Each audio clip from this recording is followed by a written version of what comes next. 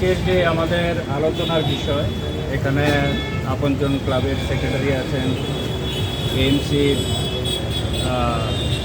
extent commissioner সাহেব আছেন, মাননীয় কাউন্সিলর আছেন এখানে অভিজিৎ মণ্ডল মহোদয়,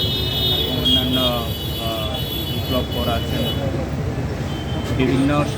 যে আমাদের মোটর শ্রমিক যে সংগঠন আছে সবাই রিপ্রেজেন্টেটিভ আছেন, লিডারশিপ আছেন, যারা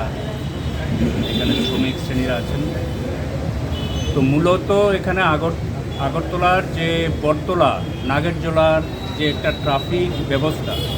এবং ট্রাফিকের সঙ্গে যে অন্যান্য যে বিষয়গুলো আছে,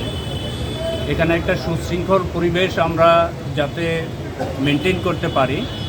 সবার মতামত নিয়ে, সবার সহযোগিতা নিয়ে আমরা এই যে বটতলা এবং নাগরজোলা এরিয়ার যে ট্রাফিক ব্যবস্থা এবং ট্রাফিক